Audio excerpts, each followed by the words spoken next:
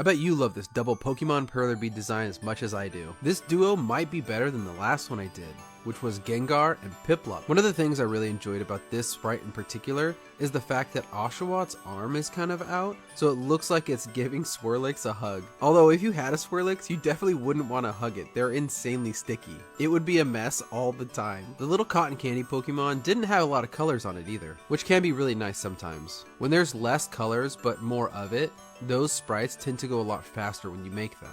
For the outline on Swirlix, I used Midnight with Gingerbread. The shading on the bottom side and on the feet was tan. The eyes and the tongue were made up of Fruit Punch and Cherry, which I absolutely love using Fruit Punch because it's such a bright, in-your-face red. It's like if Neon Red had to pick a Neon Red. And then all of that gets completely surrounded by white, and a tiny little touch of light pink for the ears and the tail. I think the only colors that Swirlix and Oshawott shared was white. Oshawott here is a good example of a small sprite that has a ton of colors. Swirlix only had 6 or 7 total, and Oshawott had about 14.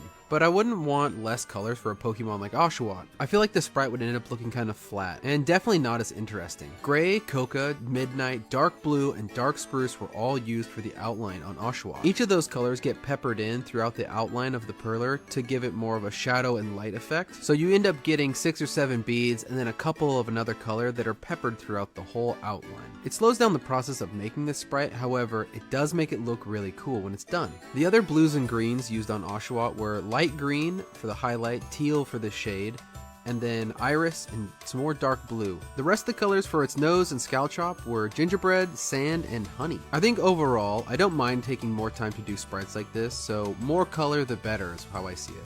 After I pulled the parchment paper off here, I realized that I didn't get every single bead. So I put the parchment paper back on and re-ironed the edges to make sure I got those. But I ended up forgetting to film it because I got so focused on trying to close them. Also, I didn't mention this before, but Swirlix's sprite comes right out of Pokemon X, and Oshawott here comes right out of Pokemon White. All in all, I love this sprite. I love how it came out. It's super cute, and hopefully you enjoyed it too. So go subscribe to my account and follow me for more Pokemon Perler Bead content. I put out daily videos and turn requests like this one into these awesome Pokemon Perlers. Okay, bye!